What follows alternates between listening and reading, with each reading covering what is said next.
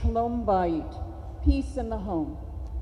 And we do what we can to pursue that value and to realize it within our families and within our communities. And so New York is our home. And this is a wider community. We're really all part of one community and one family. And we're trying to understand how to reach that place of Shalom Bayit, of peace within our home and in our community. And the best way to do that is through understanding and talking to one another. And that's why we're here.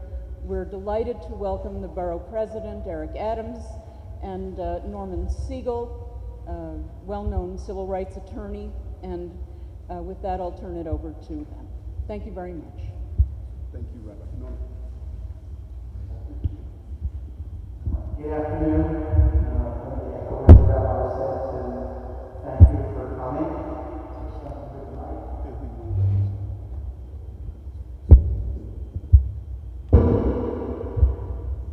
Is this better? Yes. All right. So, welcome. We invite you to join us for the second of 4 town hall meetings in Brooklyn. There are 4 town hall meetings taking place in Manhattan, and we're hoping that there will be more town hall meetings throughout the city.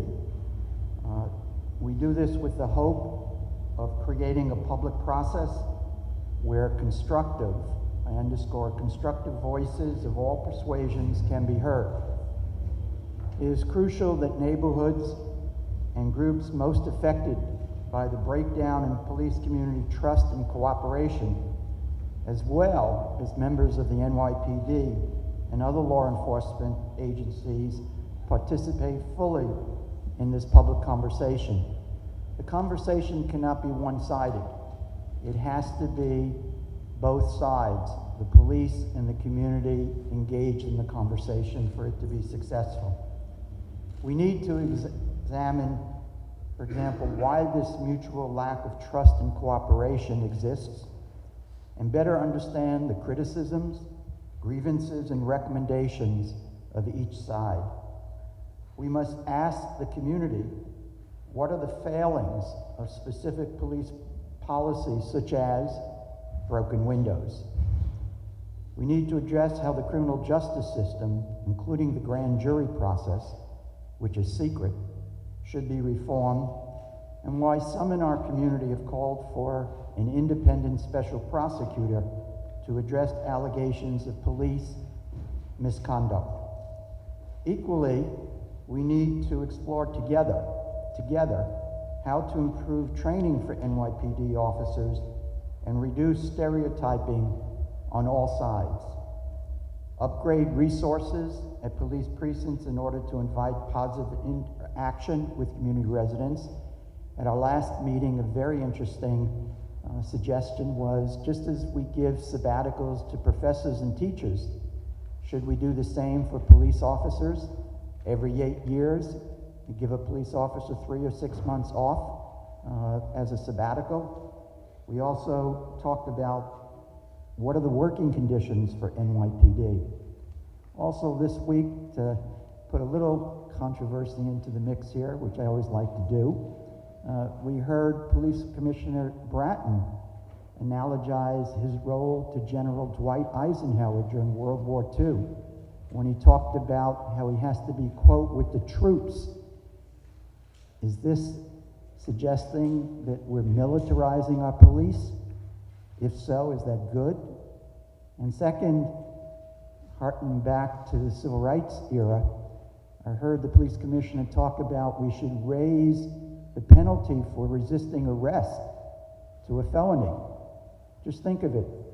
Those wonderful American heroes who sat at the Greensboro lunch counter, and the police would come and say, get up. And they would say, we have a right to sit here. We're going to integrate the lunch counter. If they didn't get up, would they have a felony criminal record for the rest of their life?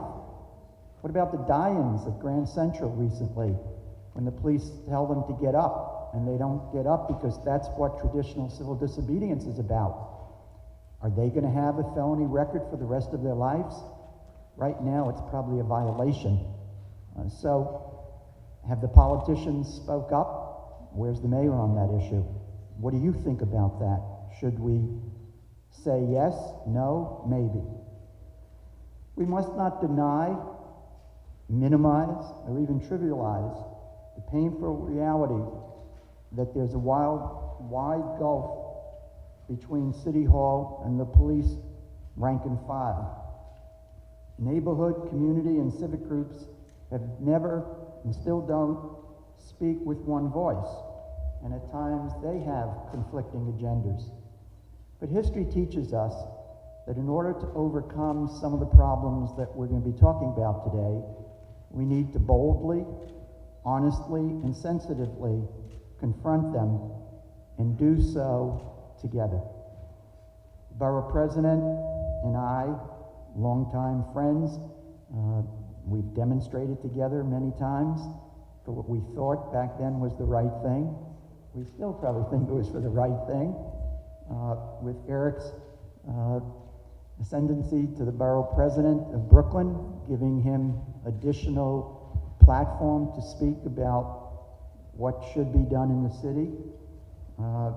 We're committed to this process of listening to you, to hear what you have to say. When this process is concluded, both in Brooklyn and Manhattan, we will put together a report explaining why we had these town hall meetings and specific recommendations sent to the mayor, the police commissioner, the governor, and President Barack Obama. So we invite members of the NYPD, and again, if anyone from the NYPD, let me tell you what the law is. If you're here off duty, not in uniform, you have a First Amendment right to speak. And if you do speak, and there's any repercussions, any retaliation, I will personally represent you pro bono. We invite community residents, protesters, criminal justice experts, and concerned residents to join us. We welcome all of those who want to participate in an open and respectful dialogue, for this is not only what our city and the times require, but it is the essence of what our democracy is supposed to be all about. So thank you for coming, and we look forward to your comments. And the comments themselves, as you saw in the agenda, we've tried to break it down into areas of improving police-community relations, broken windows, stop and frisk, improving NYPD training and working conditions, and finally, criminal justice reform. Speakers sometimes lump them all together, but if you have specific thoughts, questions, recommendations about the specific areas, a grand jury and special prosecutor, we'd like to hear what you have to say about that. It gives me great pleasure and an honor to introduce the Borough President of Brooklyn, my friend, Eric Adams. Thank you so much, Norman, and I'm telling Stephen to start the clock at 3 minutes so I can live by the rule that I'm going to ask you to live by. We want to get as much as we can from all those who want to speak, and so we have a clock here. If you can have your comments to a 3-minute mark, that would assist us to hear from everyone. I can't thank Rabbi Goodman enough for whenever we call her, and this synagogue is just amazing. They open their doors to the community. It's truly a synagogue without walls and without borders. Another rabbi that I have a very strong relationship with is Rabbi Potasnik, and I listen to him every Sunday when he gives these brief comments. And I heard him last week talk about the gentleman who moved from another country, and when someone asked how was the lifestyle there, he said, "I cannot complain." And he asked, "Well, how was the family?" He said, "I cannot complain." He says, "Well, if you can't complain, why are you in America?" And he stated, "In America, I can complain. At home, I can't complain." And so we want you to continue to complain. Only way government becomes effective and responsive is if we hear from the people. And my goal as Borough President is not only to have conversations about policing, but to have some of the difficult conversations that we must have if we want to continue to evolve as a city, as a borough. We need to talk about gentrification. We need to talk about education, charter schools and public schools. We need to talk about crime. We need to talk about the affordable housing issue. And the only way a productive society moves forward is to allow all of us to disagree without being disagreeable. And that's my goal, and that's what I would like to accomplish in the borough of Brooklyn. We will lead the way of showing civility, how we tackle tough problems without being tough people and without being mean to each other. It's a level of compassion. Compassion is a gift that keeps on giving, and we owe it to ourselves to be compassionate as we deal with these difficult topics. 3 cards you have throughout the process. We raise these 3 cards on different questions to get a general feeling of the audience. Green is you agree, red you do not, and yellow is, you're not sure, okay? I want to turn it over to my good friend for his opening comments, and we're open to the floor. Brad has been with us from the beginning. This is his district, and he has truly have been a partner around this issue. Brad Landau, councilperson.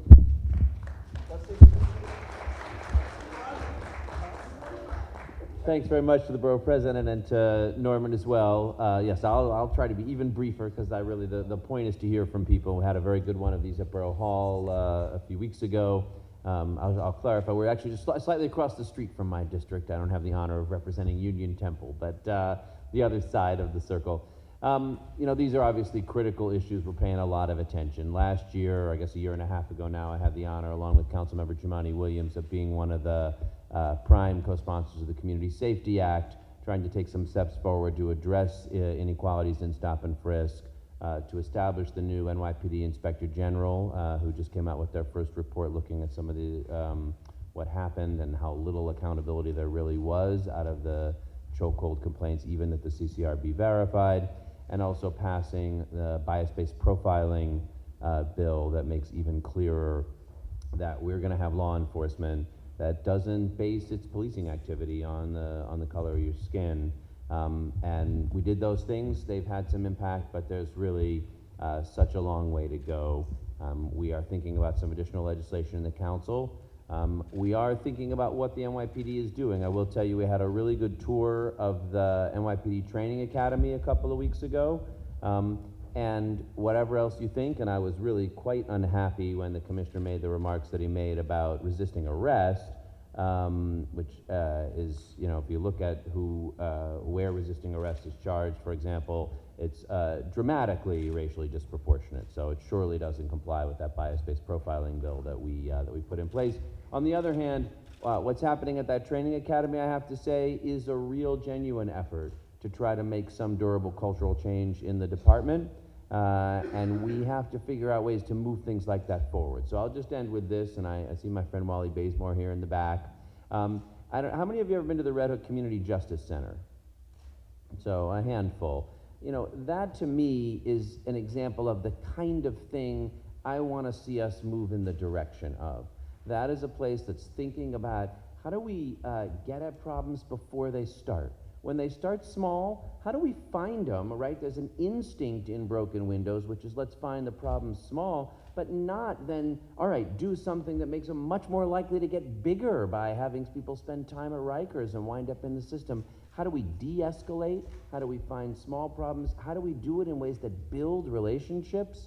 And I will tell you that if you go to the 76th Precinct Council, you can feel the difference from other precinct community councils because community leaders and the officers in that precinct and the judge from the Justice Center and the DAs and the public defenders have a different model of what we're trying to do, what it looks like to do in community, what it looks like to de-escalate rather than escalate and to problem solve, and you only get 3 minutes when the clock goes off. So it's great to be here.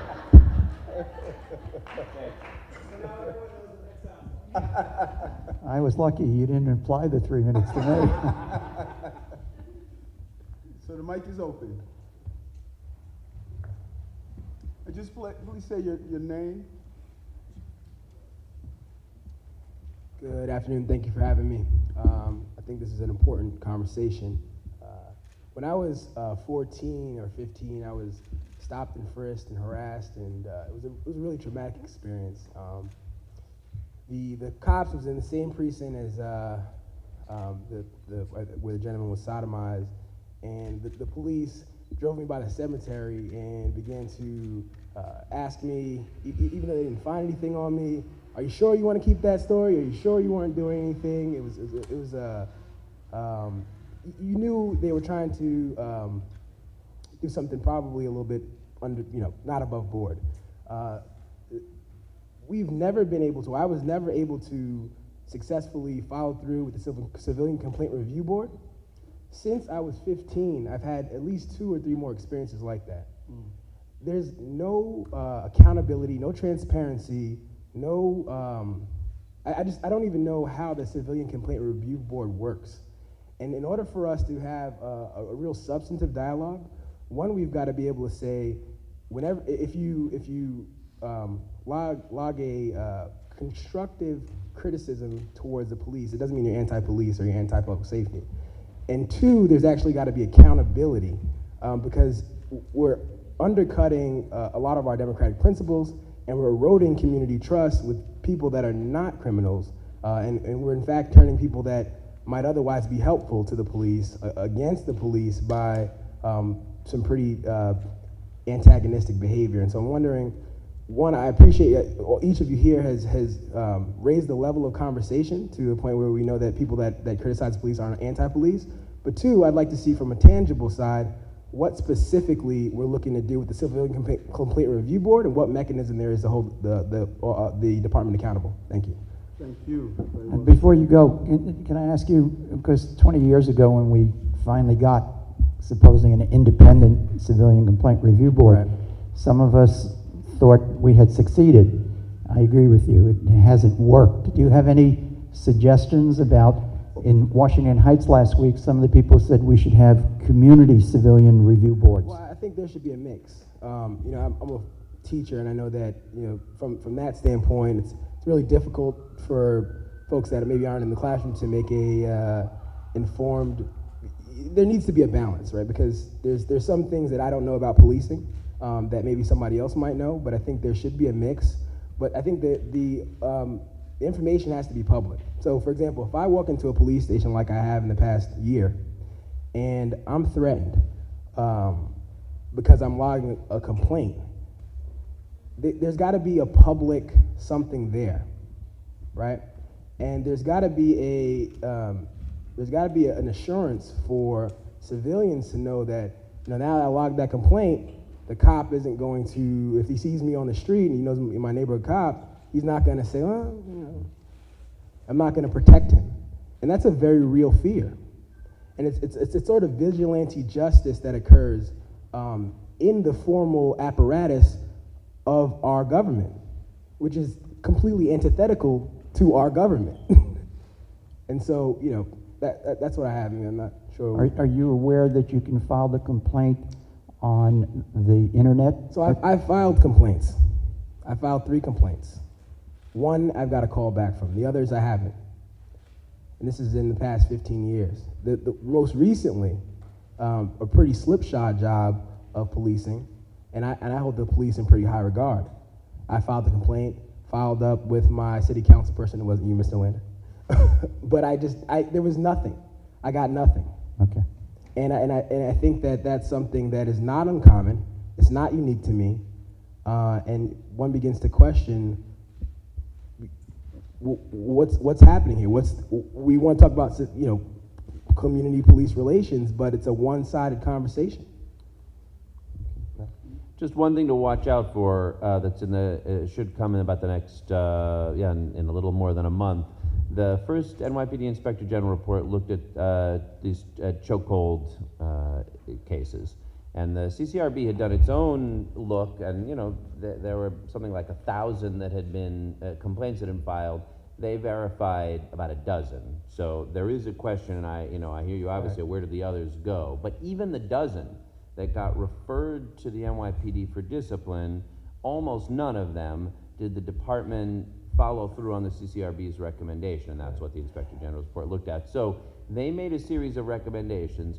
one of which is that in any case where the commissioner doesn't follow the CCRB recommendation, he should at least provide a reason in writing for why the difference.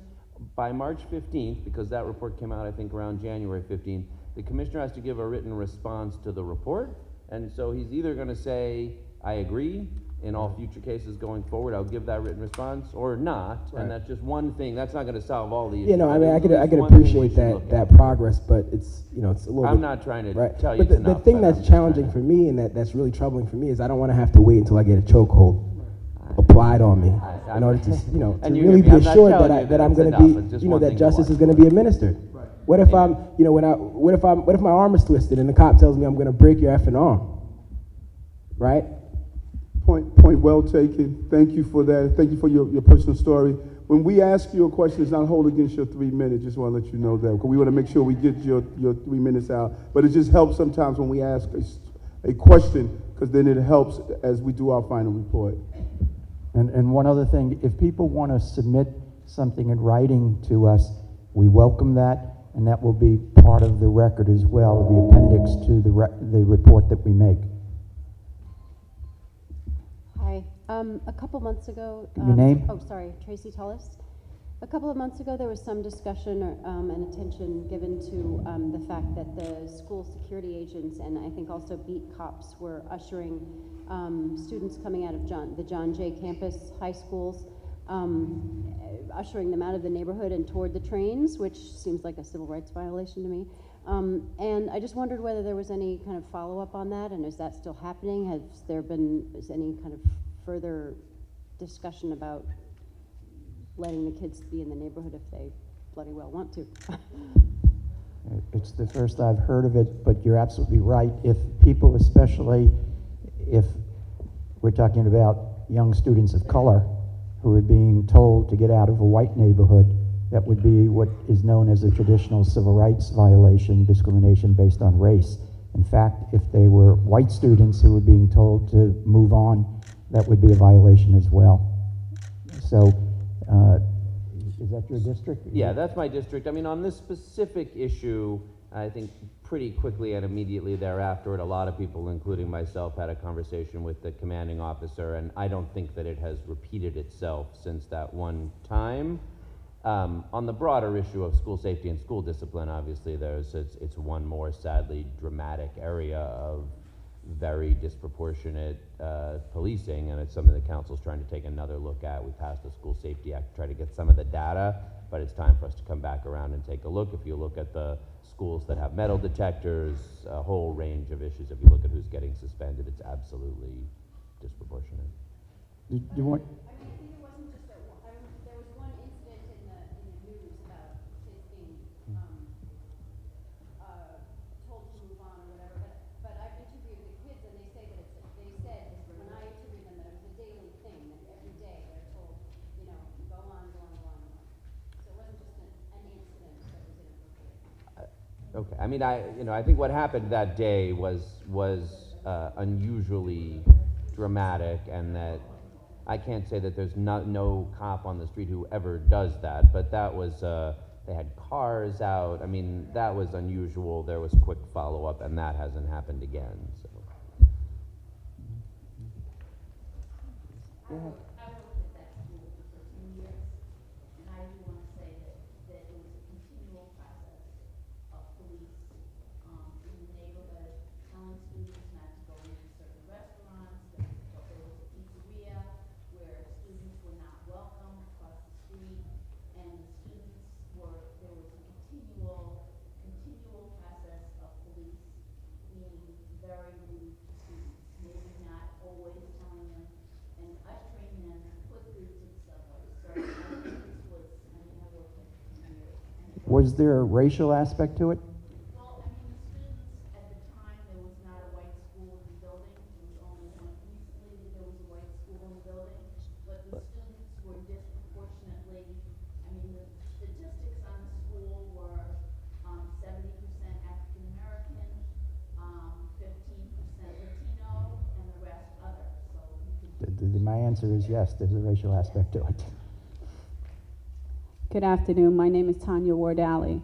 Regents Week, my 12-year-old son was on his way to take his integrated algebra exam. That's 2.5 years accelerated than most of New York City. He was stopped by the police, asked questions, taken into the van, taken to school, asked for all his information, asked for my information, my number. I was never notified, nor did they take him to an adult in the school. I went to file a complaint to our local precinct. I was told maybe about 5 times that I can file this complaint online or I can call a phone number by the sergeant. I said, I understood what you said to me. I understand your options that you have given me.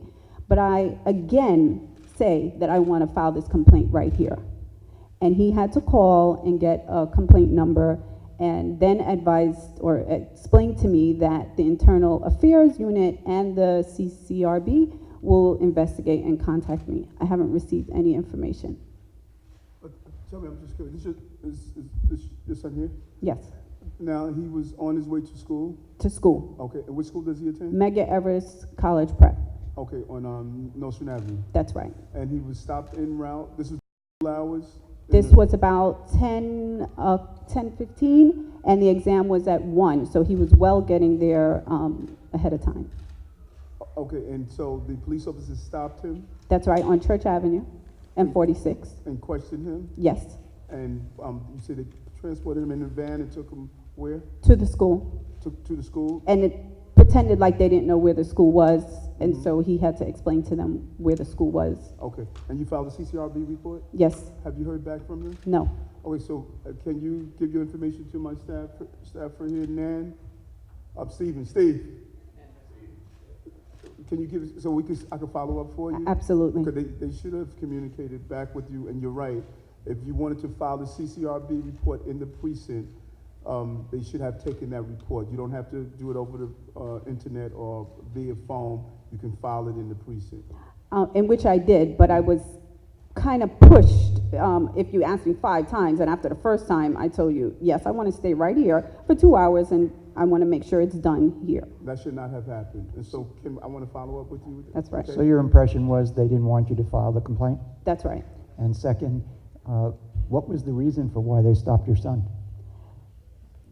They questioned where he was going at the hour that he was leaving out, and he explained to them that he was going to take his integrated algebra exam. It was postponed from the Tuesday to the Thursday, and they asked him his age. He told them he's 12, and they said, okay, well, come in a van and we'll take you to school. I was never notified. And when did this happen? What date? Thursday, the 27th, what was the exam date? It was a Thursday last week, 2 weeks, Regents Week. Yeah, yeah. And because it sounds like to me that was the truant van. That's right. And I've heard that story before. The truant officers should be knowledgeable on what exams that are taken, that children are moving at different hours, outside non-school hours. And so that's why I want to follow up and find out what happened. That's right. As well as truancy policy. I work in the school as well. So truancy policy is you bring the child inside the school, deliver them to an authorized adult. Yes. And then the school is held responsible to reach out to the parent to let the parent know that your child was in transition with police. Mm-hmm. The school was never notified. So they dropped him off and let him go inside the building? Have a great day, and took off. That's And never notified me. But they have all my information. What's your son's first name? Cozy, K-O-S-E-Y. Cozy, we're sorry this happened, and we're going to look into it to make sure that if they did something wrong, they're held accountable, okay? And continue to do well in school, okay? Thank you. And he did do well on the exam. Good.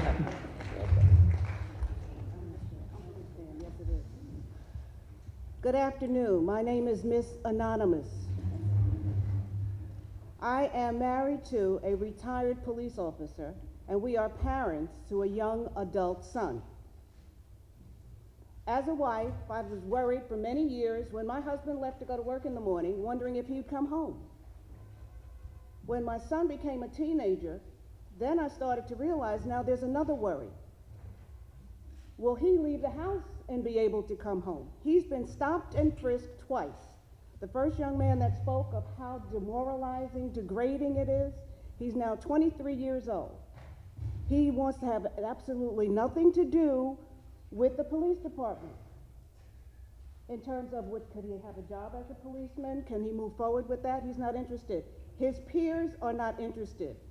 What can we do? And I'm glad I'm here today because I want to know what we can do to bring that group in as we look around. Where are our young black men? They don't want to be policemen because of what's happened. Stop and frisk and those kinds of things. And I have some time, so I'd like to say this. As we move forward with these community meetings, could we not bring in the junior high school students, maybe letting the schools know that this is going on so that the students and the parents can come and hear their voices? Because I think it's important that we understand what their issues are, because they have certain ideas about policing and how they're treated. Well, and I thank you for that. In addition to these forums, we're doing what's called digital talk. And we are connecting students from different schools spread throughout the entire borough to utilize Google Hangout and go online with a visual and talk and have conversations. We did our first digital talk 2 weeks ago. And we're doing our next digital talk, I believe it's, when is it, Pastor? Thursday. We're doing our next talk. And so we want to utilize not only the traditional town halls, we want to utilize the methods of communications that young people are using.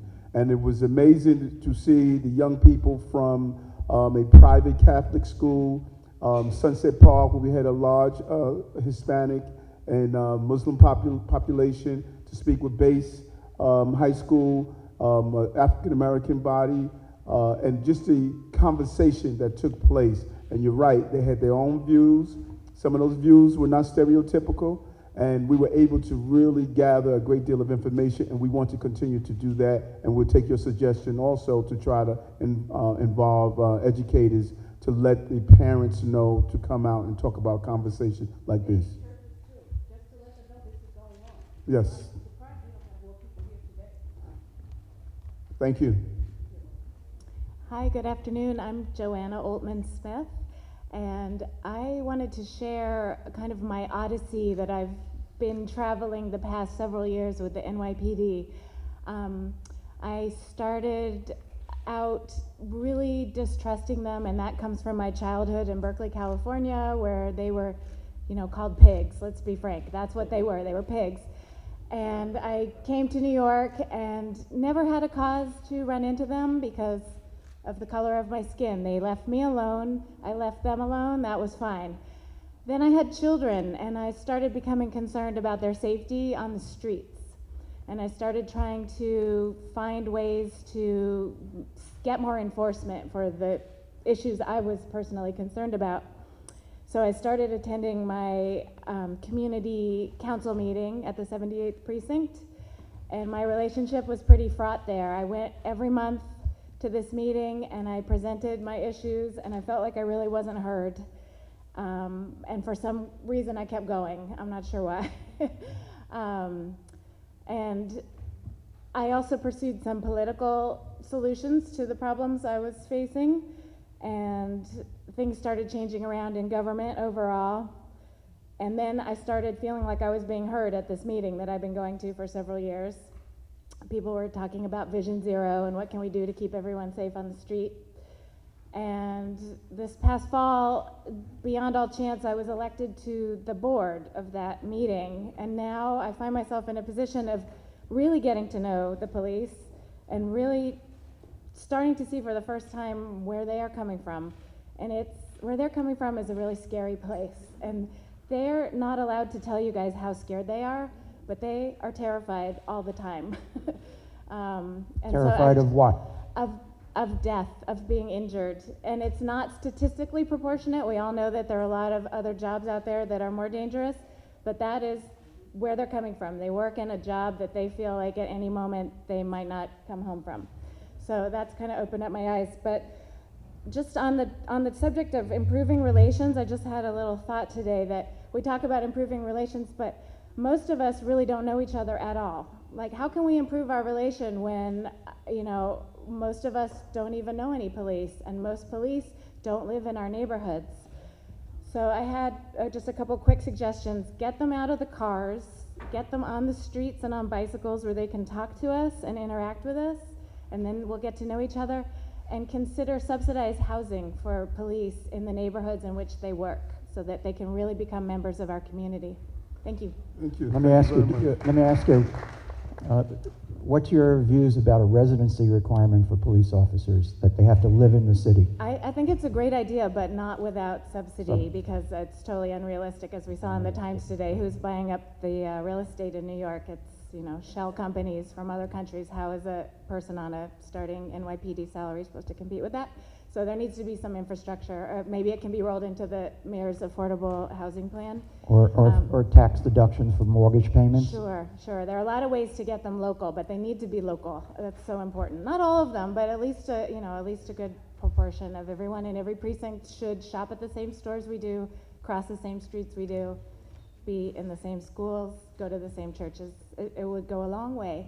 And on the training point, just a really quickie, I recommend, if anyone has time, to take the Citizens Police Academy course that's offered for free by the NYPD, and you get to actually meet all of the instructors that train the NYPD recruits, and it was quite an eye-opening experience. Some of them are stellar, and some have done their time and should be moving on. So, thank you. Thank you. Yeah. Why don't, with the cards, how many people here would support a residency requirement for police officers in the city of New York? If you agree, green card? Okay. How many are opposed to it? How many, to use Eric's thing, I'm not sure. Okay, so we have unanimity, our first consensus on that we're for a residency requirement with a footnote. Well, we still, not, for the record, not unanimous, but we have a consensus. And with the footnote, with some kind of subsidized housing or tax benefits for mortgages, so that we recognize the costs of living in the city of New York. Okay. No. I want to do that separately. How many believe we should have subsidized housing for police officers? Green card if you agree, red card if you disagree,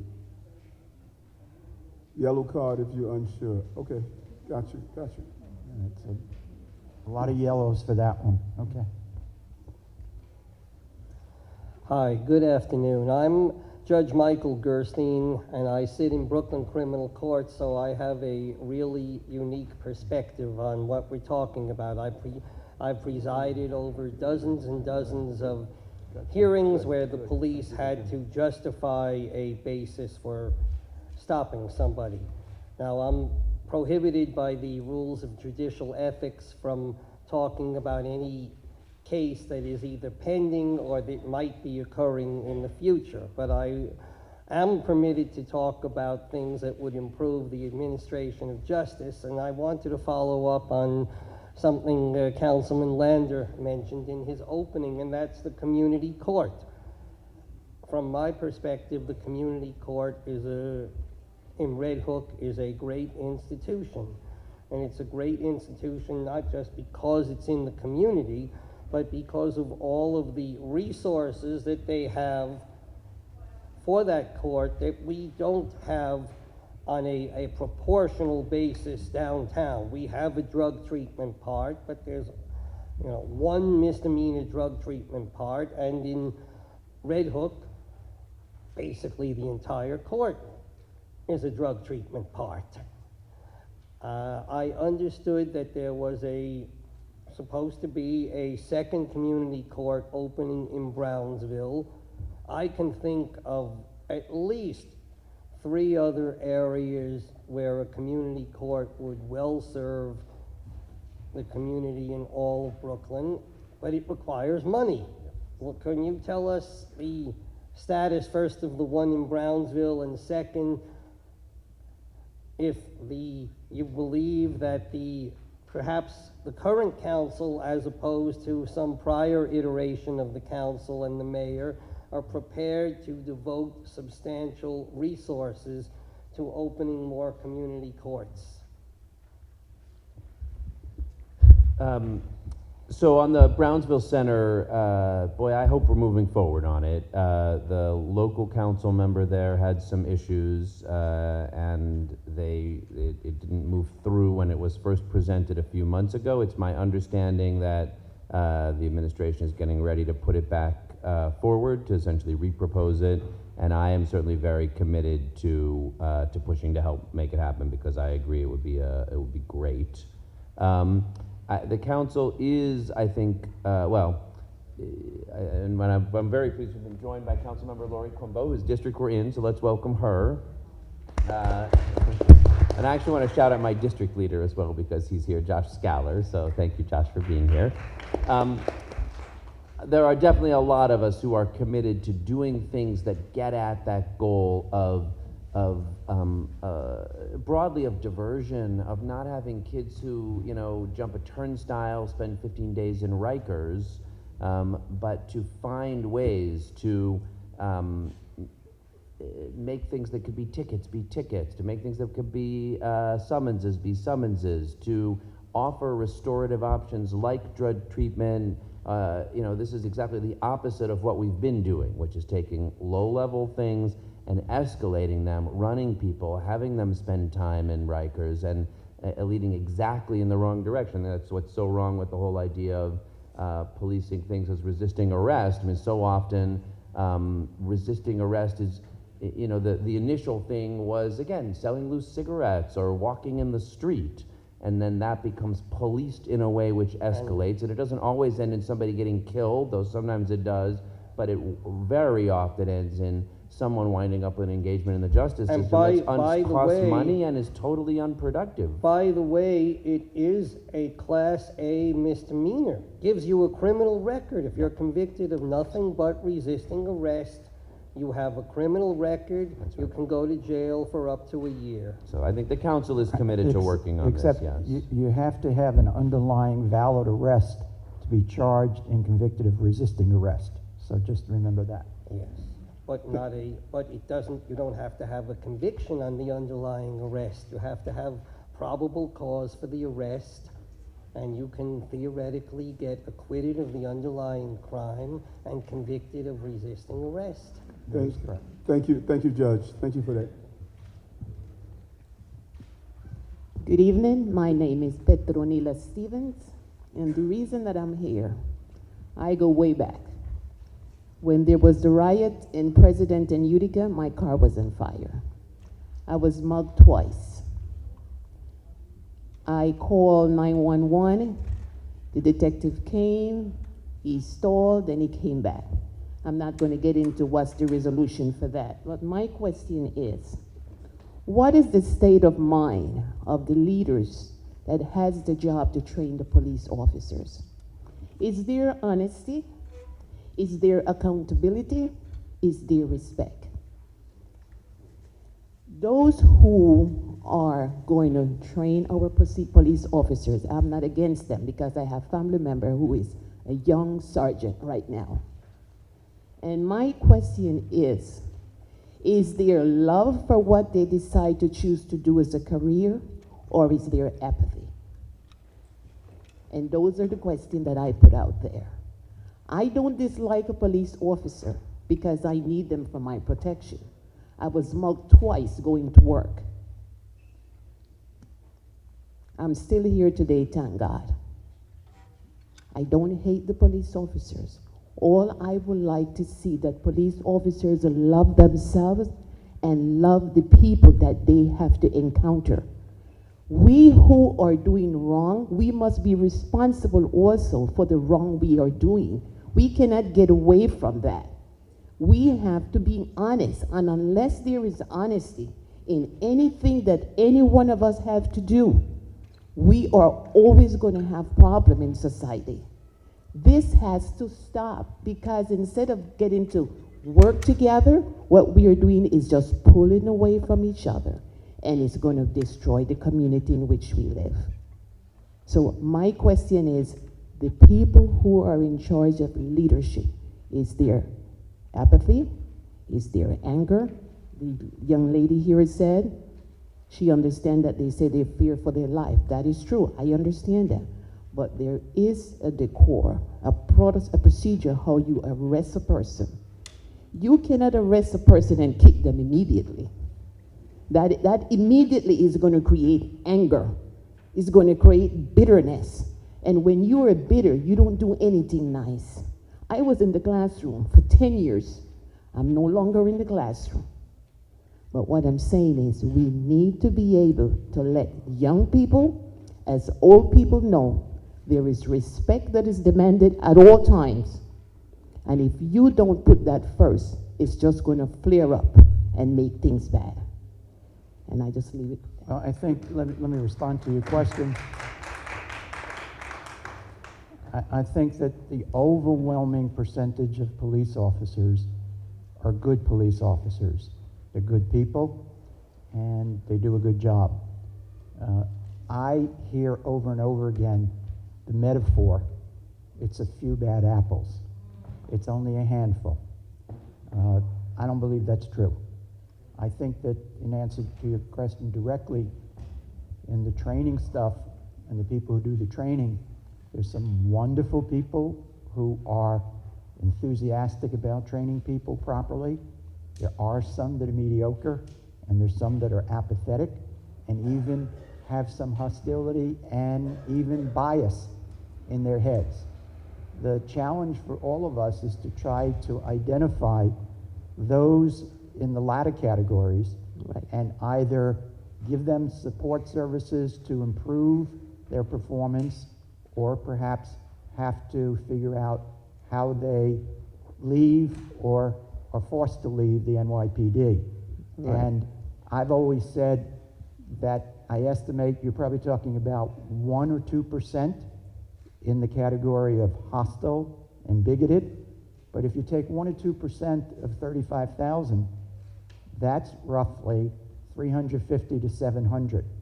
And that is not a few bad apples. And so we should not buy into the myth that it's an isolated incident or that it's a few bad apples. I agree with you. We have to be honest, even if it's painful, to recognize what we're dealing with and then try to incrementally improve the police-community relations. So thank you very much for your comments. Thank you, thank you. Sure. You go ahead. No, I just want, I don't want to keep folks online waiting too long. I'll keep my Yes, remarks yes. brief. Thank you so much for the question. Just wanted to add to that. I think it's very comparable to our educational system. So when we look at particularly communities of color, African American children, Latino children, if our school system were able to be structured in such a way that they had more teachers and administrators and people that looked like them, if they had an opportunity to have a curriculum that was steeped in the history and the culture of African Americans and Latinos going back to Africa, if we had opportunities to take them back to the motherland and to go to Ghana and to see the slave castles and all those different sorts of things, young people, particularly like when it comes to their educators, in our school system, only 2% of our entire public school education have African American male teachers. So if that number were much greater, would it have a greater impact on our young people? Certainly would have an impact on our young people. So I kind of look at the police system in the same kind of way as far as the type of level of cultural competency that they're receiving in terms of, are they steeped into coming into communities and spending significant time at the Schomburg or the local churches, or having opportunities to go to Caribbean Cultural Center, or all of these different places, or the Malcolm X and Betty Shabazz Center, and really immersing themselves in the culture and really understanding the history and the dynamics of the people there, I think it would change significantly. But with everything, it's really, training and our educational system is somewhat generic. And once people get out into the real world doesn't operate and function generically. There are certain cultural sensitivities and competencies that have to be taken into account. Thank you. Sir? My name's Tom Murphy. Is there anybody here from the District Attorney's Office? Let's stay in the audience, not on the panel here. No, the reason I ask, I wanted to be updated on a couple of open cases. I'm from Sunset Park, and last September, before Garner, before Ferguson, and before Gurley, there was 2 incidents that were caught on videotape and went around the world. I think I saw it on BBC. Since then, there was a big meeting in the neighborhood attended by hundreds of people, screaming and shouting. Unfortunately, it was Al Sharpton's birthday, so a lot of bigwigs didn't show up. Since then, I've heard very little. 2 police officers were clearly acting inappropriately, but, and one of them, according to the Daily News, has been charged. I have no idea what happened to the other case. Nobody ever brings this forward. I go to my precinct council meetings and I ask, and they can't talk because there's open litigation and et cetera. Public officials have gone home. There's nothing going on. Could there be a mechanism set up that cases should be, that the district attorney regularly report on cases and send out press releases as to what's happening? Because the interest has been lost. And I'm interested because it occurred to me by reading the newspapers, follow-up is never done, except by maybe Mr. Marzulli in the Daily News. Are you talking about the woman who was pregnant was thrown to the ground? Yes, that's the one where there was a charge, but there was also a charge of an arrested person thrown to the ground and kicked. Right. And I've heard nothing about that. On the incidents on September 20th, with regard to the woman who was pregnant thrown to the ground, her husband, her neighbor, and her husband, 3 of those people, including a woman who was pregnant thrown to the ground, were charged. Her case has been dismissed, and there's a civil lawsuit filed in federal court, Eastern District, for the 4 people that's pending. And for the public record, I do represent all 4 of them, so I'll give you more information later. But I think your idea that that should be public information is a very good idea. I have heard on the radio one of the people involved saying that the police who did that assault on 41st Street and 5th Avenue, and the police who did the assault on 45th Street and 5th Avenue, and the police who broke up revelers after the Puerto Rican Day Parade on 47th Street, were all the same police. Right. We had a meeting with the Inspector General and staff members, including the head of the Department of Investigation, on Wednesday of this week, specifically with regard to what you just said. And I'm cautiously optimistic that this year in Sunset Park, after the Puerto Rican Day Parade, there will be a change in how the police interact with the community there. Thank you very much. Good afternoon. My name is Melissa Plowden Norman. I wear many hats. I am a board member of the Brooklyn Sunday School Union. I am a member of Pleasant Grove Tabernacle. I'm also a parent leader on both traditional and charter schools. I am a board of the 81st Precinct Council and the 79th Precinct Council. I'm also the chair of the Brooklyn Fatherhood Partnership, also the chair of the Bedford-Stuyvesant Community Connection. I am very, very connected and involved in the community and with the police officers. And I think we need to put the eye in what we can do to help and be a part of the solution on what is happening. And there is a bigger problem than what's happening with the police. And I hope people will get just as riled up about all the young people that we're losing in our community due to their own gun violence. I'm very concerned about what happens between the 3 and 6 hour when our children are coming out of school.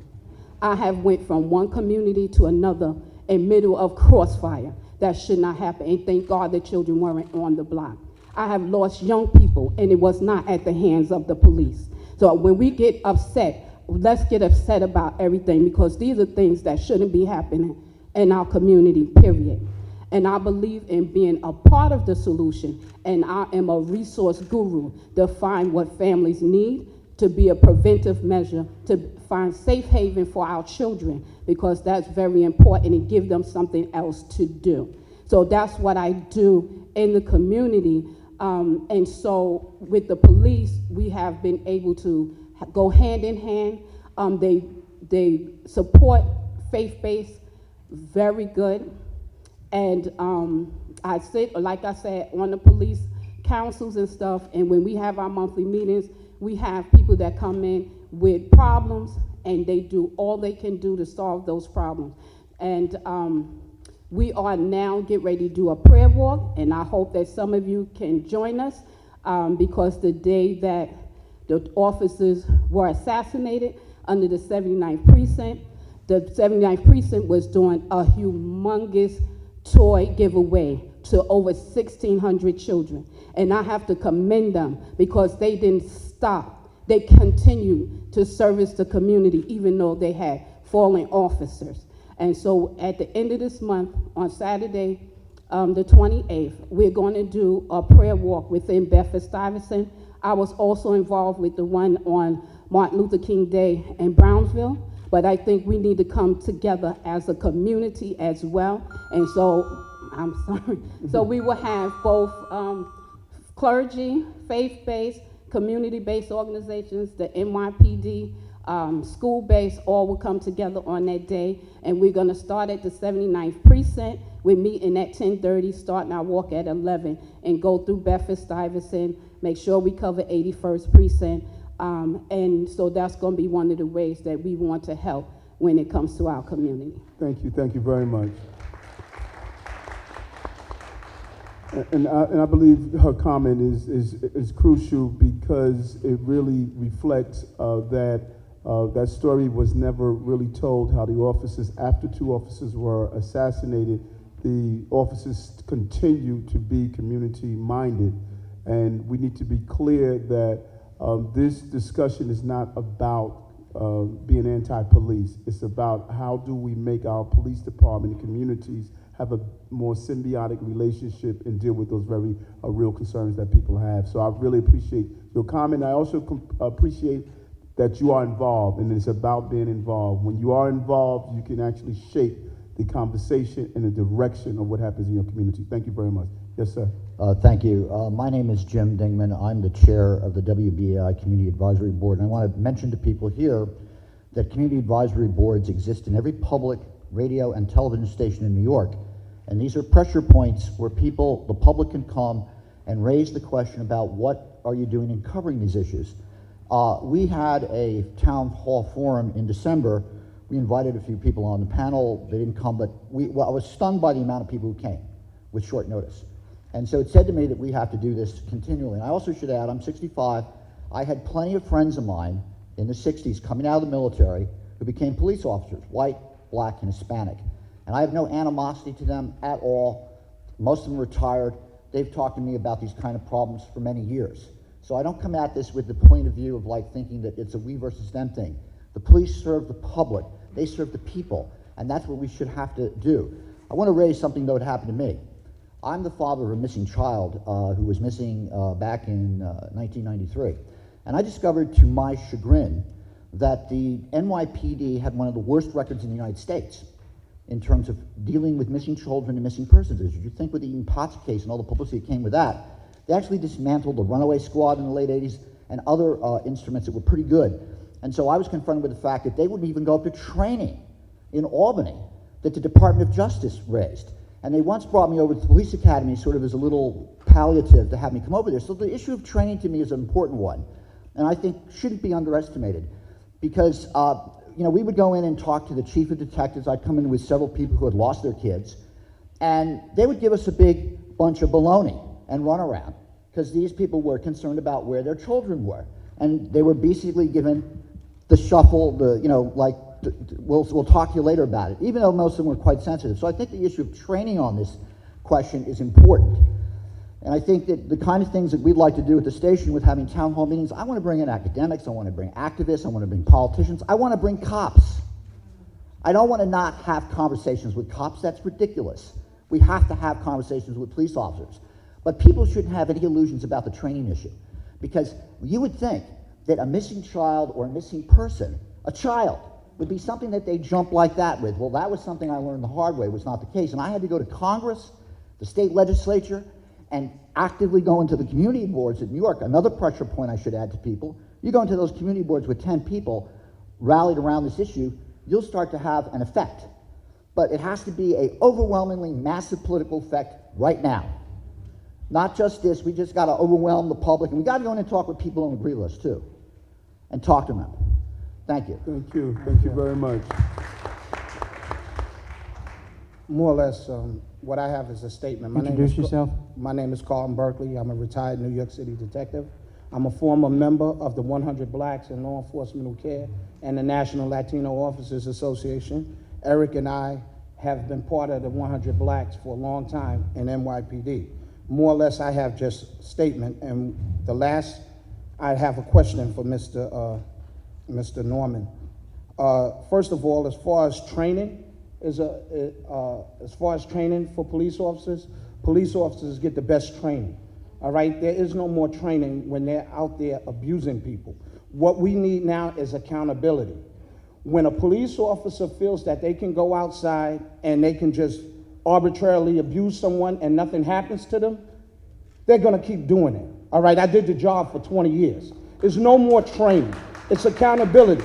We have rules and regulations in the patrol guide that govern officers. The problem is when officers cross the line, nothing really happens to them. And back in the 80s when I was on, and Eric and I was on, and we sued the police department for $26 million because of the disparate treatment that blacks and Hispanics was getting. Number two, the Romali Graham. I'm from the Bronx, the 4-7 precinct, originally from Harlem.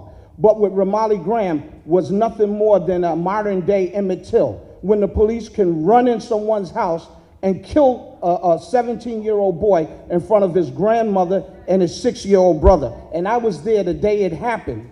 And I'm telling you that the police broke all of the rules and all of the guidelines. Second of all, in Brooklyn, we just recently had 3 cops indicted, 3. And they were indicted by video surveillance, right? All of a sudden, in Staten Island, Eric Garner, the same video, but we get no indictment. Something is wrong with that, you know? And I'm totally against police officers with body cameras. I believe that's when me and my brother Eric is probably have a little disagreement, because see, I know that police officers with cameras, another police officer is going to step in front of that officer, and that officer is going to stand there and say, I'm sorry, I couldn't do anything because he stood in front of me. Last but not least, I want to talk about the criminal justice reform, which I believe is corrupt, because the last time I spoke with Norman a couple of days ago, he said no, corruption was, or the way he viewed corruption was with money. Well, let me tell you something, Norm. Corruption is anything to do with marked by immorality or perversion, right? And it's anything that contains errors and tainted. And our criminal justice system is contained with errors. We need to get rid of CPL 240 and enact 245, which gives both sides all the evidence, because the 240, the district attorney is allowed to withhold evidence, and we have so many people in Rikers Island that know what they arrested for, but unfortunately, they haven't got the evidence against them, and they've been sitting in Rikers Island for a year, year and a half, with the district attorney holding all of the cards and won't turn over the evidence. All right, Eric, you know, brother, all right, I'm going to do that. I'm going to do that. But I got a lot more for you, Norman. For the way, hold on. The way you define corruption tonight, I would agree with you. Oh, okay. All right. No problem. Yes, ma'am. Hello, my name is Jana Hawkins. I am a mother and a resident in Bed-Stuy in Precinct 79. I'm going to speak to police and children, and the issue of relationships between police and children, because I'm a parent. I believe that the police are a very important part of our community and city. I am not anti-police, but I'd like to see the definition of policing include friendliness, particularly towards children. The police in our precinct walk around, and it's nice. They are on bikes, they are walking around. But I noticed so many missed opportunities for friendliness towards children, just smiling at them, asking them how they're doing and listening to the answer. And I think that if they did that more, the children would respect the police more. They might come to them and talk to them. And I would also like to see the definition of children expanded to not be just 3 and 4-year-olds, but 15, 16, and people who really truly are kids and deserve to be given some leeway. I see kids on bicycles, riding in groups on bicycles like I think we all did when we were younger. But in my neighborhood, that's seen as a huge problem. And often I see them pulled over. A cop car, group of kids on bicycles, they can't ride their bikes anymore because they're having to stop and talk to the cops. So I would like to see. And why do the cops stop them? I don't know. But I hear complaints that those kids on bikes, I think we just, in my personal opinion, it seems like we don't have much room for kids to be kids. And the police seem to feel suspicious of kids in my neighborhood.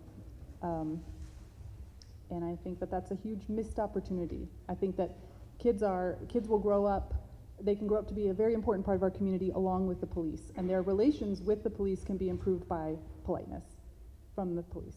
Thank you. Thank you. Thank you very much. Good afternoon, panel. My name is Wally Basil. I am from Red Hook. Originally, I just came here just to hear things out. But since I've been hearing all of the things about Red Hook, I wanted to explain how we got it that way. I'm on the Public Safety Committee in Red Hook, PAVE Academy Board. I'm on several boards, also Commissioner of the Little Leagues. And what we do is to outreach to the police. We have the captain throughout the first pitch, so he'll see the kids, so he could relate to these children. All of these kids are not bad children. A lot of these kids are good kids. So what we do, we outreach. Also, in the courts, I'm on a Peacekeepers group. It's just started 3 years ago. We're trained by the Navajo Nation. It's Anglo and Navajo law. The judge gives us the non-violent cases. We're trying to keep people off of Rikers Island. We're trying to keep people from not going upstate. And what we do, we sit down with these people and we mentor. We have them speak out. One neighbor against another neighbor, we handle those issues right there in-house. It takes 3 months sometimes it takes 3 days. We don't care how long, because this is the Navajo way. They know their law. We're trying to incorporate new law, and I'm hoping this spreads throughout the country, let alone the city, because it's working. 3 years, we're trained by them, we go to sweat lodges, we understand their law, we incorporate Anglo law, Navajo law, we're keeping people out of prison. Very proactive. I'm not a big fan of the police. It's a necessary evil. We get along with each other. Brad Lander could tell you. I've been on several committees. Brad's a great man. He's also trying to help out. Our city council people are trying to help out. Everybody in the community. It's not just one person. We're proactive.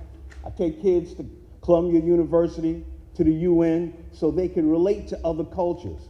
Also take them up to West Point. If you go into the military, at least have these people saluting you. See, we have to be proactive. We have to come here with answers. We all know the problems because we're living these problems. But if we don't work on the answers to these problems, this would just be another repetitious situation. So that's why the crime in our community is down. I had an organization called Mad Dads, Men Against Drugs and the Social Disorder in the Community. We worked along with the police, Nation of Islam, and some ex-police officers. We talked to these young men about their crime. And then at night, can't say what we did because I know it's not I don't know if it's police in here, but we handle our own issues. Thank you very much. Thank you. Thank you very much. Thank you for what you're doing in the area. Good afternoon. My name is Kyan Latson. I am a local resident here in Crown Heights, and I've lived in Crown Heights the past 30 years. I want to say I commend everyone here on this panel today for having these open discussions.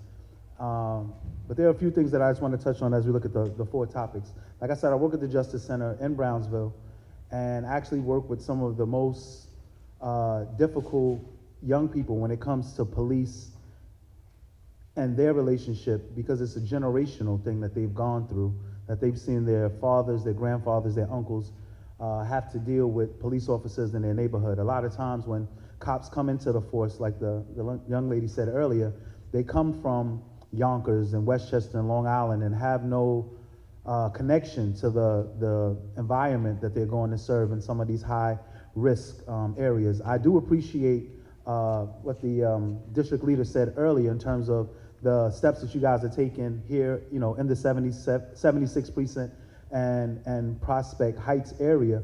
But the area in which I live, which is Crown Heights, where I've been a victim of stop and frisk a minimum of 10 times, you become desensitized to those types of interactions. And so, you know, there has to be some sort of accountability, like the gentleman said earlier, to have those type of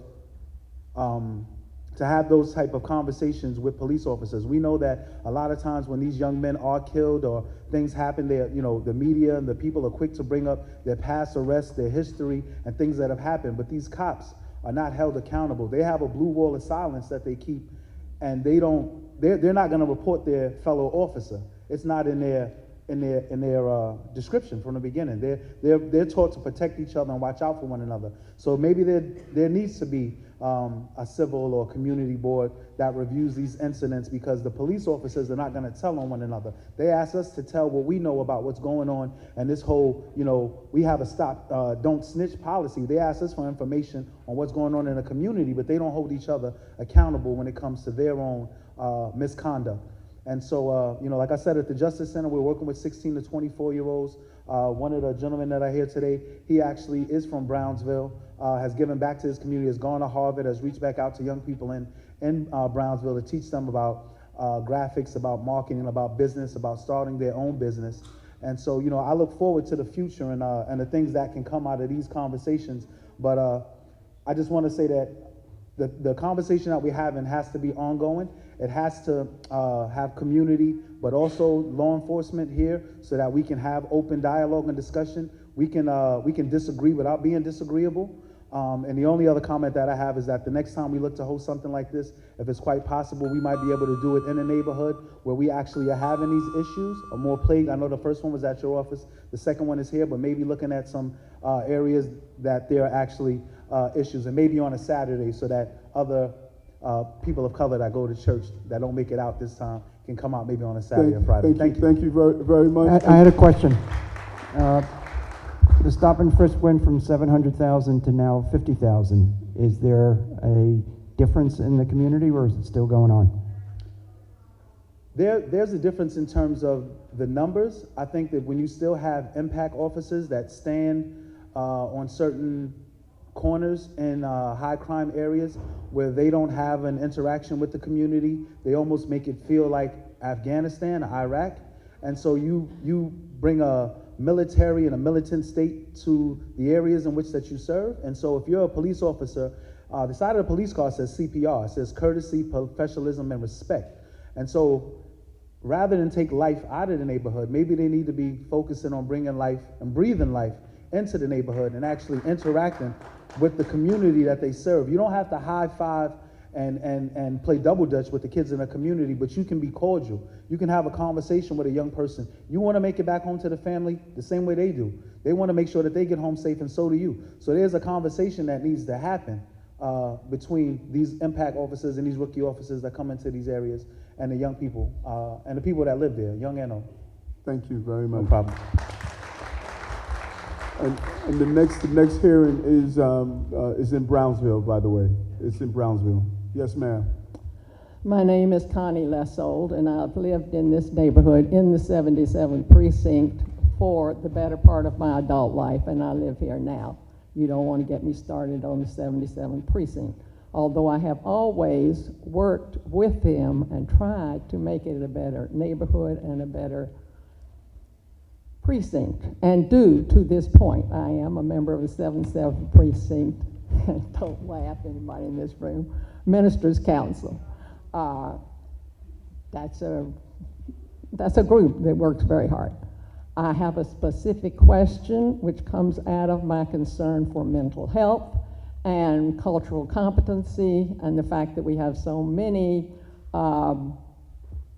immigrants in this neighborhood, in this borough and this city.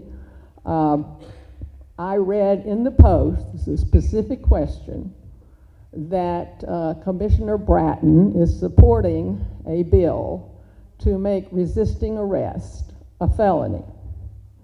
I hope this is not true, and I hope it won't go anywhere, because I think just passing bills all the time, which is what we seem to do, doesn't really seem to help very much lots of times, and can make things worse.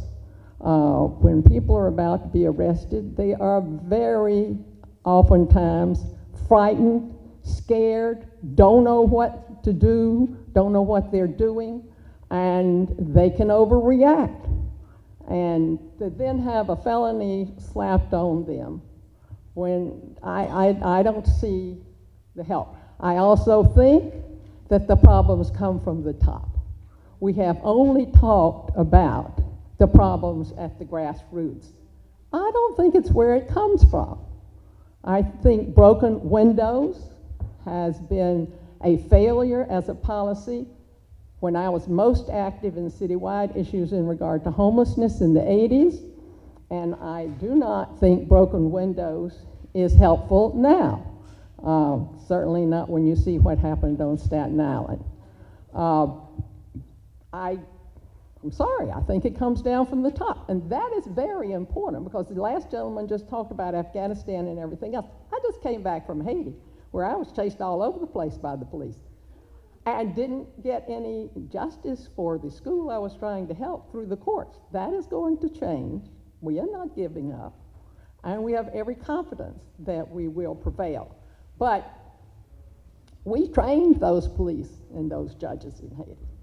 We need some accountability from all over the place. What we do in New York City in regards to our criminal justice system and our court affects the whole world. Thank you. Oh, but I want to answer that question as to... Well, we did talk about it earlier, but by show of hands, let me frame this so everyone understands it. How many people would oppose making resisting arrest a felony? So what color is that? Green card if you believe it shouldn't be a felony. Should not. Should not. Okay, thank you. How many think it should be? All right, so again, we had a consensus on that. Just let me apologize for not being here on time. That's okay. Because you know You're here most of the time. No, I went to the Botanic Gardens. Okay, that's quite all right. Thank you very much. And anybody who wants to cool off, go to the Botanic Gardens in winter. It is gorgeous. Thank you. Good evening, everyone. My name is Basha Riddick, and I'm a community producer here in Brooklyn, as well as the leader in the churches, and I work with the churches and the non-for-profits. And I've been on television for like 7 years talking about the issues in our community and what have you. Today, I'm coming here from a follow-up from 2003, when Eleanor Bumpurs was killed, and I read, because I was going to Convent Baptist Church at the time, and I read her hands were left when they shot her with a shotgun in her apartment. They left her body pieces, her hands in her apartment, and her grandchildren saw it. Well, as a mother and an aunt and a great aunt, it was like I was just livid, and I said, I have to do something. So I went to my pastor in the church, and he told me to do whatever I thought was the best thing to do. I came up with an idea to have a Pathways to Love and Healing Day, because it's their side, it's our side, and then there's the truth. And the truth is the matter that we all live together, and the great Rodney King said, can't we all just get along? Well, we know realistically, well, that'd be great, but we know realistically we all ain't gonna get along. But what we can do is get more to get along than less. So what I'm doing, I came today, I just left my church, I have to go back, but I wanted to give this to you, Eric, and to you, Mr. Norman Siegel, and Laura, and the rest of the clergy, officials here, is to give this to you. Take a look at it, please, because I'd like to meet with you, Eric, to be on that panel when we do make solutions, because these are proven theories that will work. Pathways to Love and Healing, we need anger management training, all of us. Thank you. We're also joined by Dr. Eugene Matthews, the council person. Thank you so much, Doctor. My name is Sheila Katzman.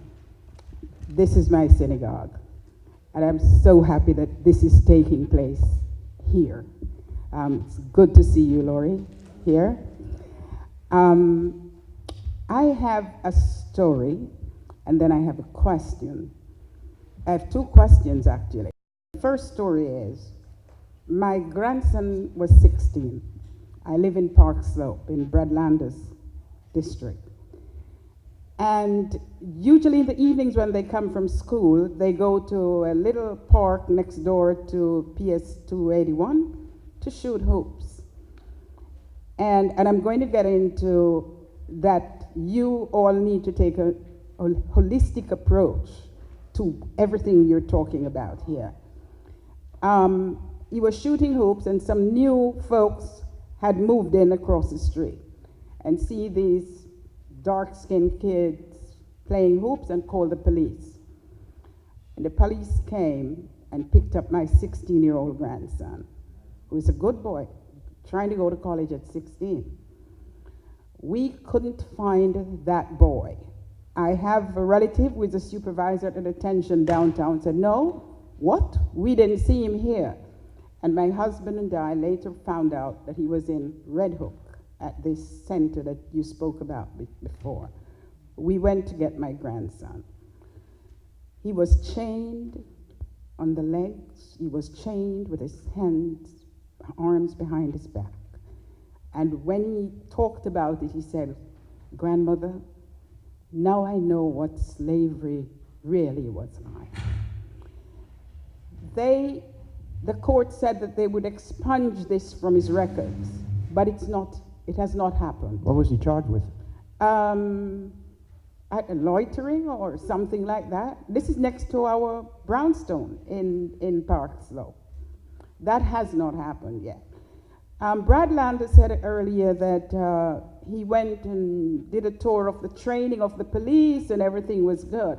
But he's talking about newly recruit police officers. We're not talking about the old school police officers. We used to be very friendly with the 78th precinct in Park Slope.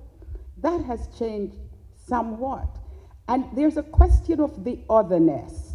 Because if you don't know me, and you get all these images on television saying that I'm going to hit you upside the head or something like that, you fear me. And me as a woman of color also fear me, fear people that look like me because of all these images.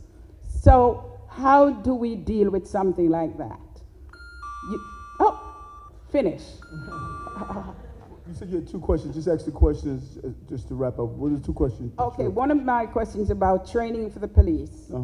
That the police need a kind of a inter-community training where they learn about the other, and police should come from the area.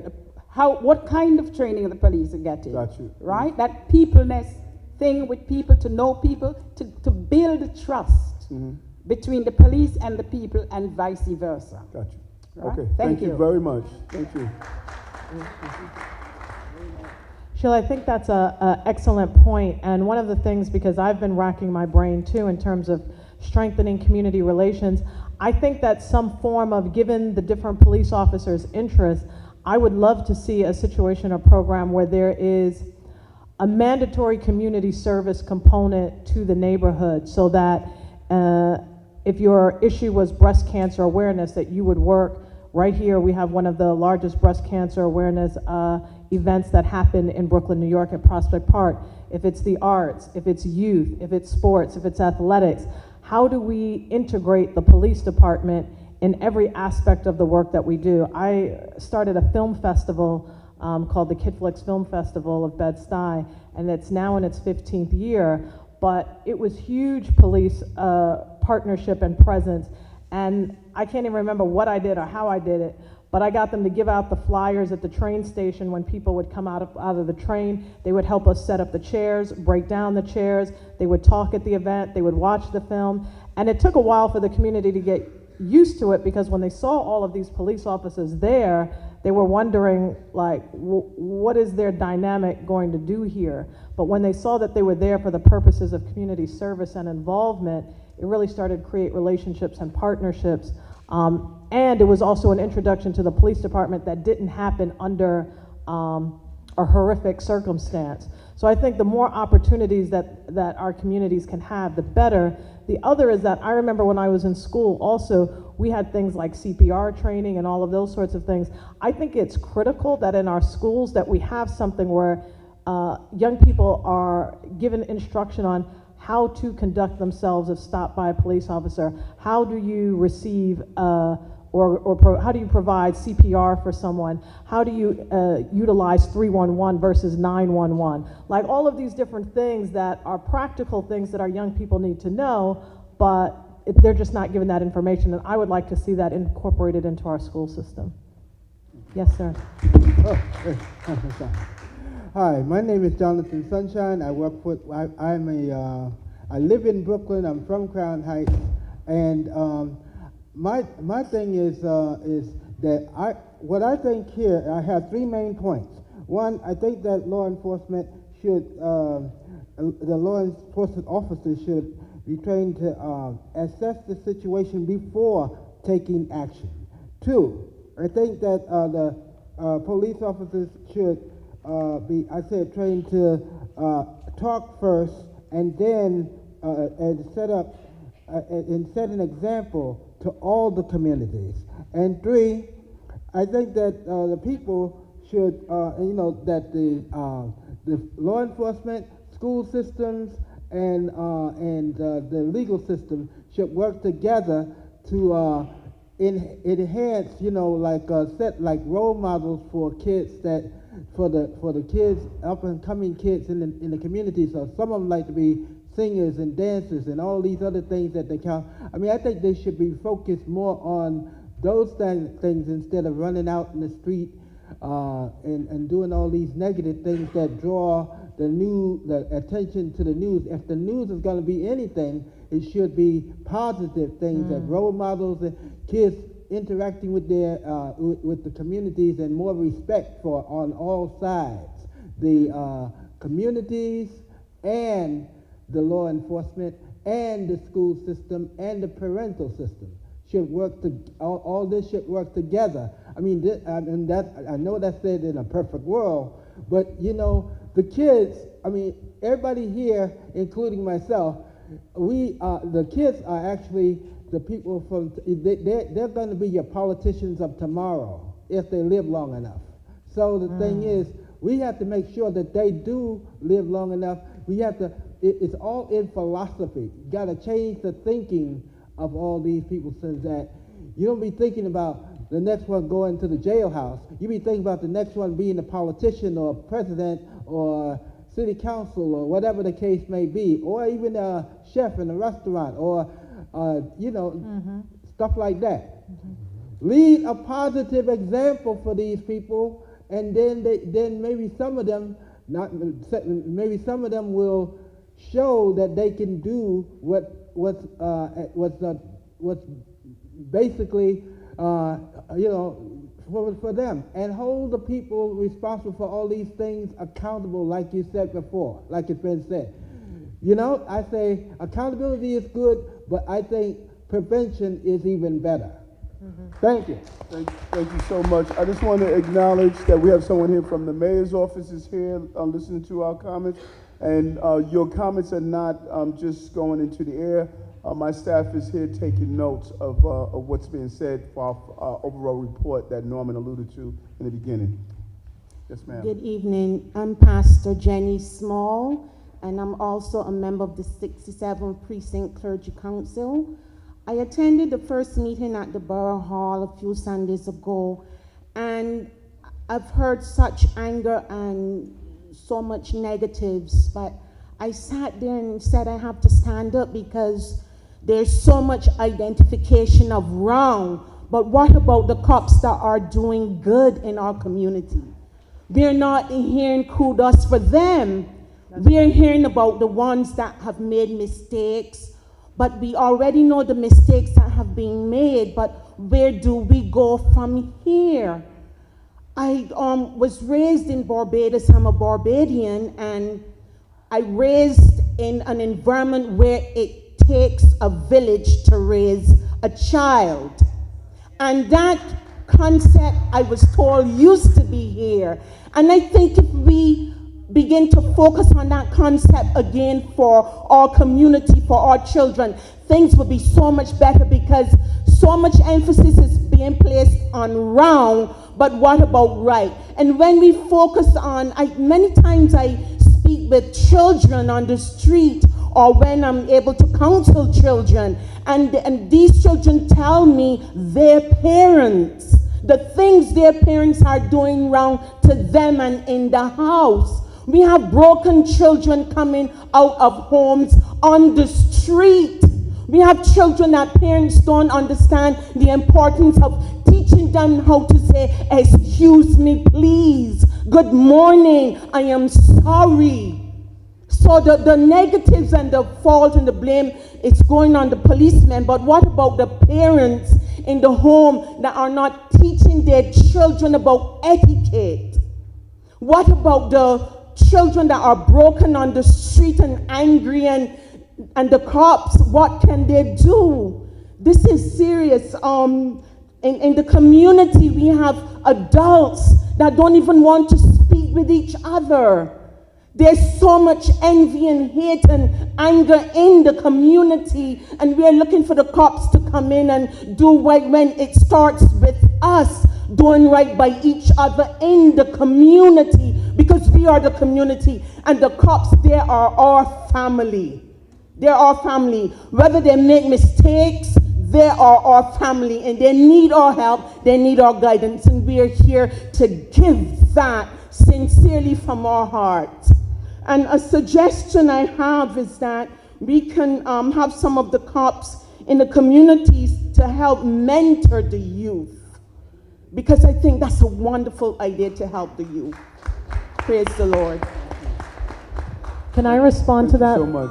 Eric, very quickly? I just want to say I think that's an excellent point. I know as elected officials, because we get criticized and critiqued so heavily. Anytime something happens with any elected official anywhere in the country, there's a blanket, all elected officials are bad, they're all corrupt, you've got to hold their feet to the fire. I mean, my feet are all burnt up. So it's one of those things where it's like they are there and they are at the fire, but it does mentally affect you when people are talking so negatively about your entire industry. So I can only imagine for the police department that when protests and rallies against those officers that have done wrong, it still has an overall general impact on the entire department, because there's no way to differentiate in someone's mind that someone's not talking about them, because we talk so generally. The police, the NYPD, the police department, so it's very blanket. But I wanted to ask Borough President Adams, as well as Mr. Siegel, wanted to ask you, this was brought up earlier and I thought the question was going to come up about mental health. So in the police department, because I have never interacted in that way, how critical or fundamental or foundational is mental health screening, evaluations of the police department on a yearly basis, every other year basis, none at all, or only when something really severe happens? It's a great point.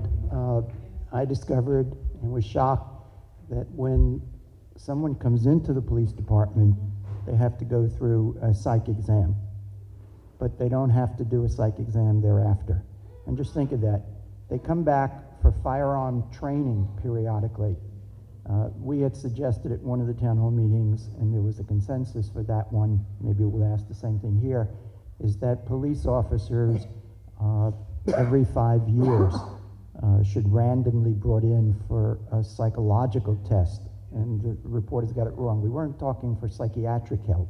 We were talking about psychological testing with due process, because it's such a stressful job. to take a look at the divorce rates for police officers compared to the public at large, and it's much higher. So even though all of us have a stressful job, it doesn't compare to the stress that the police officers have to deal with.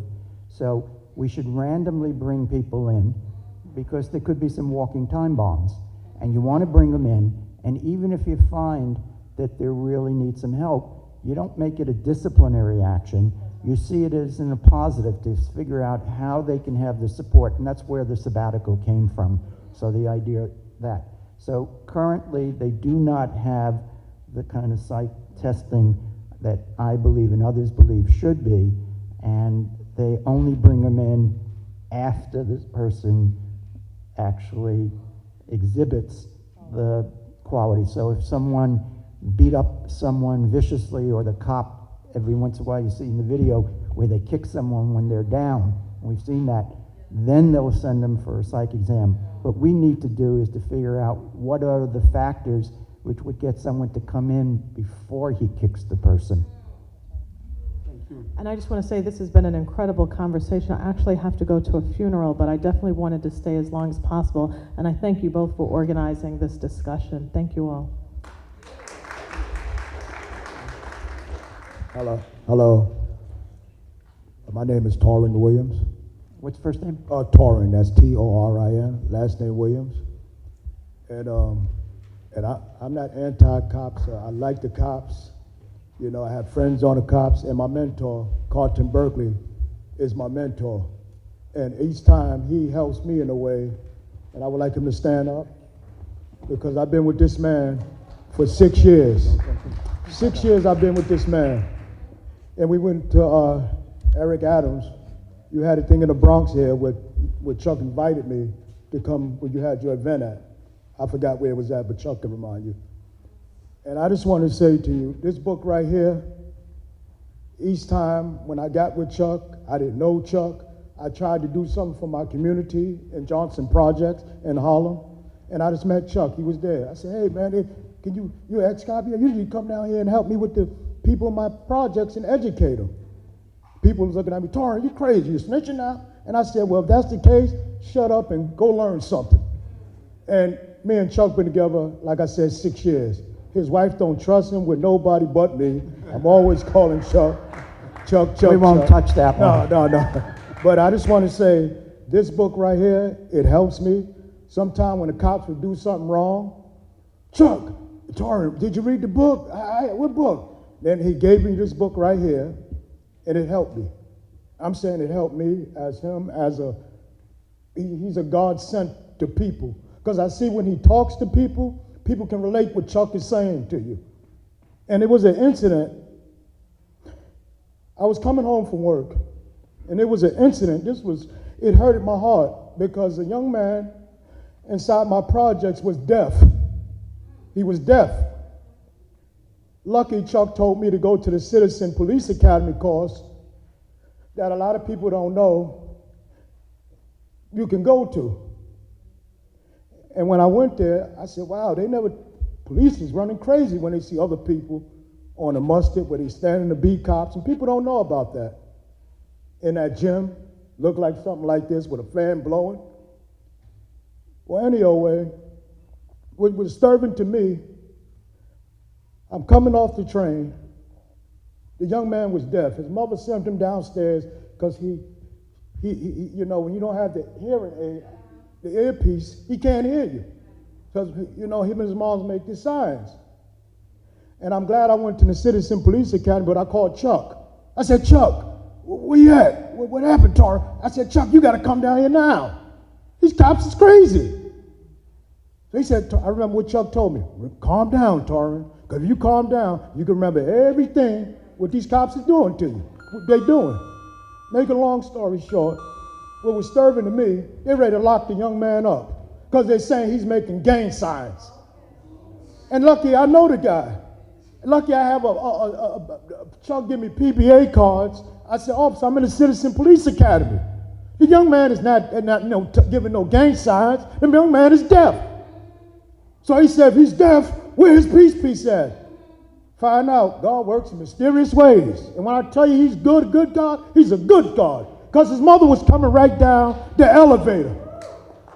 She seen me. She said, Tori, what's happening? I said, calm down. I got to remember what Chuck told me. Chuck told me you got to calm down because I want to remember everything what's going on. Because some of these cops will take their badges. I mean, brother, you got to. I'm sorry, they'll take their names and stuff off and switch it. But the main thing, she was coming down with his earpiece trying to show him, I'm going to Radio Shack to get him a battery.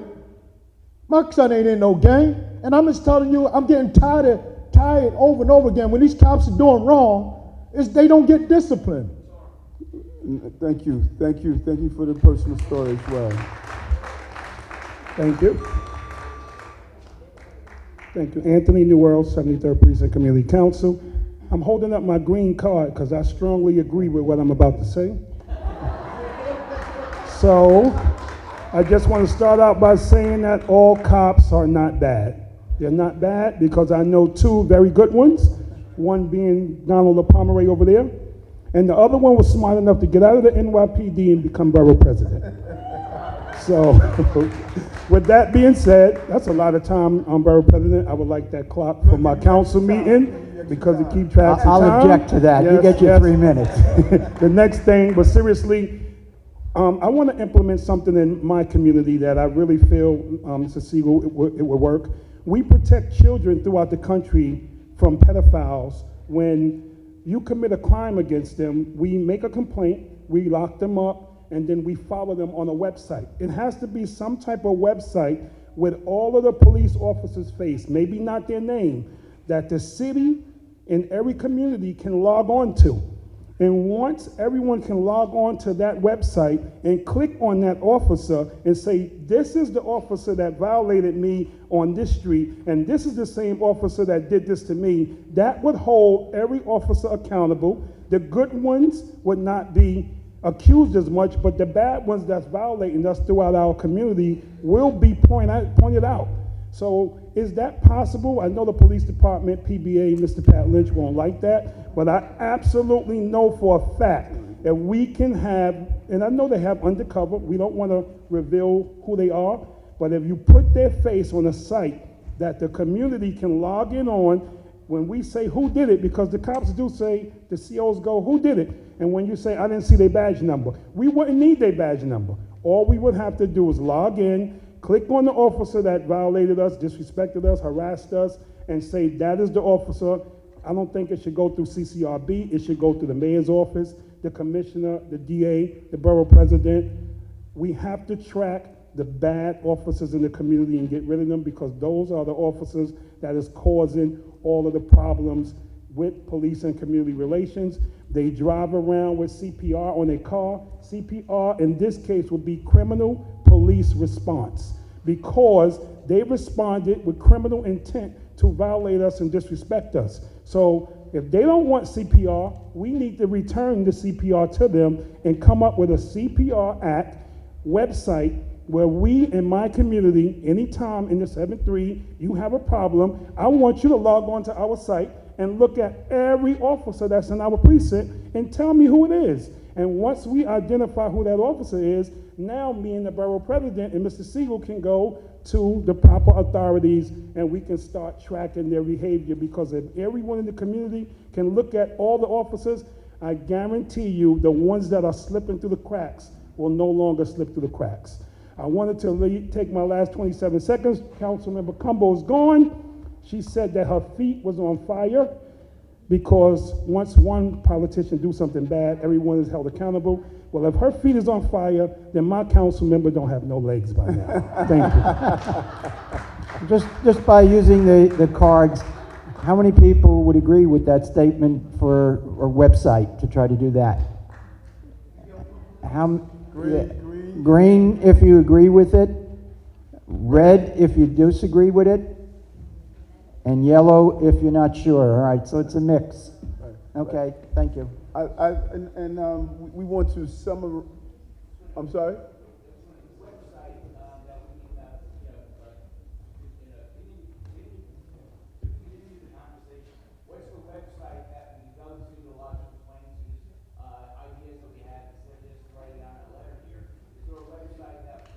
Yeah, we have to email the email. Which name? Now, which email are we using? to send info at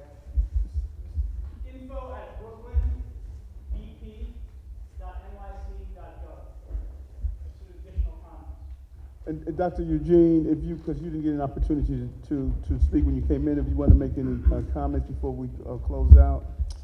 Thank you very much, Borough President Adams. My brothers and sisters, my name is Matthew Eugene, and I'm the New York City Council member representing District 40. I came here to listen because this is such a wonderful, wonderful event and necessary one. But before I say anything, I'm going to be very brief. I want you to put your hand together for our two heroes, Borough President Eric Adams and also the activist Norman Siegel. They deserve it. They deserve it. Because I've been listening. It seems that, everything has been said. We have people raising the issues of the community. And I remember somebody said that we are a family. Somebody said that it takes a village, I think, Reverend, right? It takes a village to raise a child of a community. But I want to think about the family. When there is something going wrong in the family, if you want to think about resolving the issue, everybody should come together. And I do believe that, the community and the police officer or police department, and with our heroes, people who are fighting for the community, should sit together and raise the issue. That means they have to be here to listen to what we are saying. They have to be here because we are discussing among us. They are not here. So they got to be here to listen to what we are saying. Another thing that I'm not here to try to be the judge, but one thing I think that should be done also. Some people talk about community services for the police officers. That's great. I'm not going to give you my background, what I've been doing in the community, but I think that the police officers, they are receiving orders. They are receiving orders. We got to start also from the top. The training should change. The training should change. If the police officer go to the street, he has a job to do. They told him to do this. So I think we have to get a conversation with the head of the police department in terms of sensitivity, in terms of CPR, because everyone deserves respect, whether a police officer or a member of the community. If there is disrespect between two people, the situation is going to be chaotic. So I want to commend each one of you here. It is a pleasure for me to be here. I learned so much, and I think we got to continue those series of conversation, and also let's try to bring on the table the police department also. Thank you very much. Thank you. Just a few quick questions before Norman closes us out altogether. How many of you feel that the commander of the precinct should have that the community should have some input in who's the commander of a precinct? Green, if you agree. Red, if you disagree. And yellow, if you're not sure. Okay. Was there any? How many of you believe the CCRB is an effective tool for monitoring the police? Green, if you agree, it's a good tool. CCRB, Civilian Complaint Review Board. Green, if you believe it's an effective tool. Red, if you believe it's not an effective tool. And yellow, if the jury's out. Okay, all right, good. First of all, I'm really pleased with the diversity of the room, and I'm pleased that, there was really no energy of trying to be disagreeable. There was just pure, authentic concerns on how we move forward, and that's the energy we want to carry through. If you could please return, we believe in recycling at Borough Hall. I am a green borough president. So if you could return the cards in the back so we can use them again. Second, can you please fill out the forms? We really would like to have your input. And please sign in. And lastly, on my part, there was a comment. I didn't want to interrupt. I wanted everyone to flow. But someone touched on an idea that we're pushing through in Borough Hall. We would like to see a pilot project using one precinct. As you know, cops are not always chasing cops, bad guys. They're not always responding to jobs. They spend a lot of downtime where they're either standing on the corner waiting for something to happen, or they're just not engaged that downtime. We believe that downtime could be better used by being proactive, by stopping in stores, talking to storekeepers, by actually talking to people on patrol, saying hello and good evening, by handing out the municipal ID program took place. Our cops should be a part of that. Talking about the pre-K, when you need the new pre-K schools, they should be a part of that. What I have observed over the last few years, and even when I was with the police department, that if you ever want to see someone go into a state of shock, just go up to your cop and say good morning. He is petrified. He's actually scared, you know, did I do something wrong? And so I believe that there is this gap between our police and our communities, and that anytime you see someone, only when they are giving you a summons, or only when you are in a dispute, or only when you are angry about something, then that's the only time you see them, and that's the only time you engage with them, then you believe and start to believe that that's the only role they play.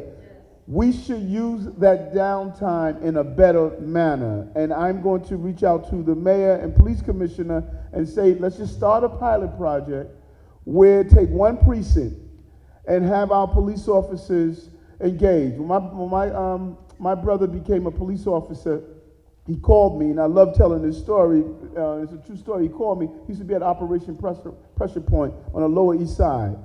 And he called me on his second day of patrol, and he said, Eric, I'm quitting. I don't want to do this. I'm afraid. I'm hearing all of these things over the radio. I don't want to do this anymore. And I told him, just hang on for a week and just go through it for a week, and then he could decide. And he says, Eric, I don't think I could do that. And so I went and met him on his beat. And I walked his beat with him that night. And I said, Bernard, talk to the people. Say hello. Say good evening. 9 people are going to embrace you. 1 is going to be rude. That's all right. The overwhelming number of people will be happy that you're here. After a month on patrol, we're off duty, going through the community. He says, Eric, I control and keep these streets safe. I'm the person that's important here in this community. He found his courage because he engaged with the people. A lot of our police officers don't have the courage because they came from communities that were not as diverse as the communities they're policing in. Many of our black officers from Brownsville and Bed-Stuy and East New York never been in a diverse Asian community or Hasidic community or an Italian community. Some of our white officers, that are 50% of our department, comes from outside the city. Some of them have never been in a diverse environment. And if we don't start building the bridge of allowing people to communicate and see that we all want the same thing, we're not going to get at the heart of this problem. And so we're hoping that the mayor would embrace this concept of being proactive engagement. I want to talk to my police not when I got a summons, but when I see him on the beat, on patrol, to say good morning, he say good morning to me, we engage with each other and build a more symbiotic relationship, and that's the goal we want to accomplish. Thank you very much. Thank